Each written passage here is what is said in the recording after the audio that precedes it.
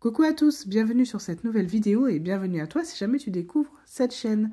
Aujourd'hui, nous allons réaliser une petite vidéo 100% astuces. Tu pourras me suivre au quotidien pour voir mon contenu familial et mes astuces bon plan en avant-première. Nous allons commencer par la première astuce qui va être dirigée vers le parquet. Le parquet qui grince, je pense que nous sommes beaucoup à se retrouver dans cette situation, mais je vous rassure, il y a quand même plusieurs possibilités. La façon la plus simple de régler le problème est de venir mettre du talc. Pour le plus grand bonheur des enfants, car il faut sauter sur le parquet afin de diffuser le talc un petit peu partout. Il va venir se nicher à l'intérieur, il va venir nourrir le bois et surtout combler quelques espaces. Bien évidemment, tout ce qui restera en surface, on va venir l'aspirer. Une fois que le tout est bien aspiré, nous allons pouvoir prendre une lingette microfibre, nous allons l'humidifier et on va pouvoir nettoyer les résidus de talc qui sont en surface.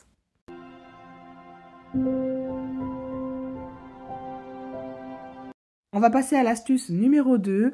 Pour cela, nous allons avoir besoin d'un récipient où nous allons ajouter 4 cuillères à soupe de bicarbonate, 4 cuillères à soupe de cristaux de soude, 3 cuillères à soupe de savon noir. Si jamais vous avez du savon noir mou, n'hésitez pas, ça fonctionne aussi. Et 2 cuillères à soupe d'argile blanche ou verte, peu importe, celle que vous avez à la maison, ça fera amplement l'affaire. On va venir donc mélanger le tout à l'aide de notre cuillère. Pas d'inquiétude, le mélange va commencer à durcir, c'est tout à fait normal. Si jamais vous utilisez du savon mou, du savon noir mou, n'hésitez pas à mettre une cuillère à soupe d'eau, voilà, histoire de bien diluer le tout, et ça va former donc cette petite pâte à récurer. On va donc maintenant se munir d'une éponge avec le dessus rouge, vous savez, il y a un code couleur spécifique à chaque éponge, je vous les ai déjà expliqué dans des vidéos précédentes. Et on va donc venir l'humidifier. Nous allons pouvoir récurer donc l'arrière de cette poêle. Comme vous pouvez le constater, ce mélange fonctionne parfaitement. En quelques instants, vous allez frotter à peine 1 minute que tout sera déjà parti. Pour être sûr d'avoir un très bon résultat, je vais vous montrer sur l'autre côté de ce petit récipient le résultat tant attendu. Il y a énormément de mélanges possibles pour pouvoir récurer, sauf qu'il y a beaucoup de mélanges malheureusement où il faut attendre des heures avant que ça fonctionne. Cette pâte à récurer, ce n'est pas le cas. Elle est utilisable immédiatement. Vous pouvez également la conserver plusieurs semaines dans un bocal en verre et hermétique pour éviter que l'humidité puisse rentrer à l'intérieur. En tout cas, ça fonctionne. C'est peu onéreux et toujours avec des produits faciles à trouver.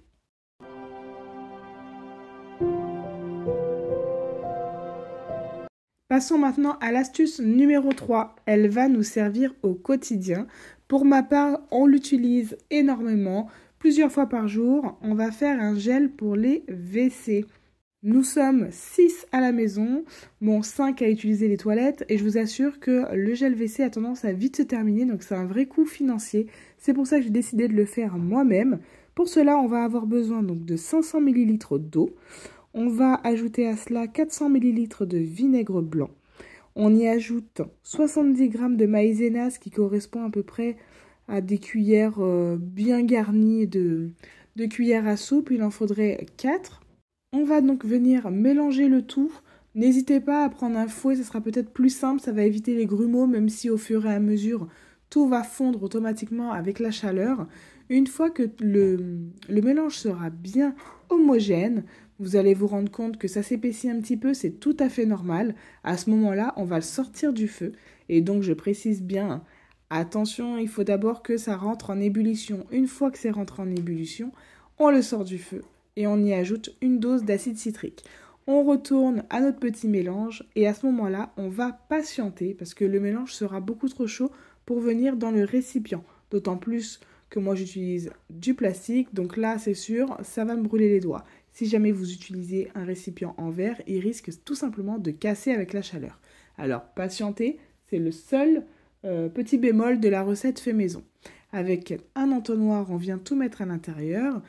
Comme je vous disais, j'utilise une bouteille en plastique parce que le bout est facile à percer. Et après utilisation, je peux réutiliser encore une fois. Ça me semble plutôt pas mal comme récipient. Toujours indiquer ce que c'est, parce qu'on a plusieurs produits faits maison, mais l'appellation n'est pas toujours marquée dessus et ça peut être dangereux pour les autres personnes qui vivent dans votre foyer.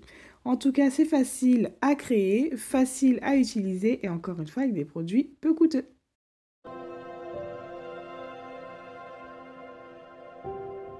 Pour l'astuce suivante, j'ai une petite assistante. Je lui ai demandé comment elle ferait pour nettoyer les roues de la chaise du bureau. Elle a trouvé la petite technique normale, hein, avec un chiffon. Elle est venue nettoyer le tour de la roue et je lui ai montré que finalement, ça ne nettoyait pas. Alors, je viens prendre un essuie-tout que je viens imbiber de produits, n'importe lequel, c'est vous qui choisissez. Et à ce moment-là, je lui ai dit donc de faire rouler la roue et elle va venir simplement nettoyer la roue. C'est extrêmement simple et facile à réaliser et vous allez vous rendre compte qu'effectivement, il y a souvent beaucoup de poussière qui viennent s'y nicher et c'est pas ce qu'on va aller nettoyer en premier. Donc avec cette astuce, c'est très rapide.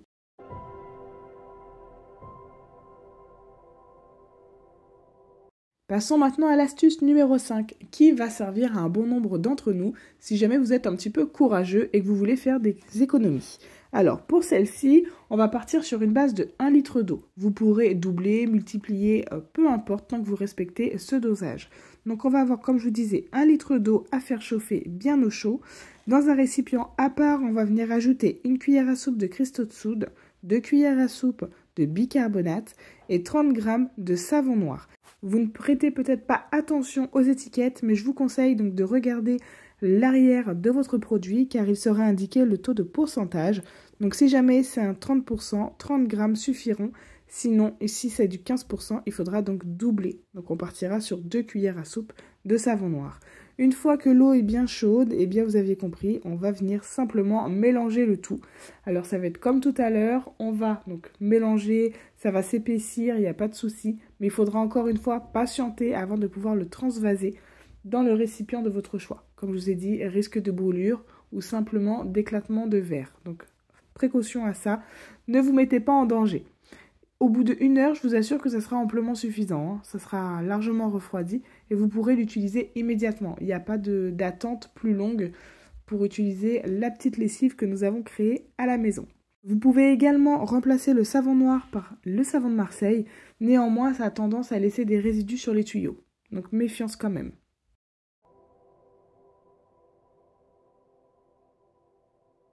L'astuce numéro 6, elle pourrait servir à tout le monde étant donné que ça va concerner le textile. Aujourd'hui, j'ai décidé de vous montrer à l'aide d'un vêtement de mon fils rouge. Pourquoi rouge? Parce que c'est souvent une couleur qui déteint à la machine. Je vais vous montrer comment fixer la couleur sur votre vêtement. Il y a directement la facilité avec un sel fixateur, mais si jamais vous n'avez pas donc ce sel fixateur, je vous montre comment faire. Avant toute chose, il faut que ce soit la première fois que votre produit est là. S'il n'a jamais été lavé, c'est bon. Si jamais il a été lavé, ça ne sert plus à rien. On va donc utiliser du gros sel. On va mettre 4 doses de gros sel et 400 ml de vinaigre blanc. Ça va remplacer donc le sel fixateur. Si jamais vous ne voulez pas utiliser ça, vous allez directement en supermarché acheter le sel fixateur. Ça va en fait raviver la couleur et comme vous l'avez compris, fixer sa couleur. On a tendance à utiliser des lingettes anti-décoloration, mais vous pouvez fonctionner également de cette façon. Alors moi, je vous ai fait version miniature, mais vous pouvez simplement mettre dans votre baignoire ou une grande bassine les vêtements de votre choix. On peut voir que l'eau est devenue un petit peu rosée, c'est tout à fait normal.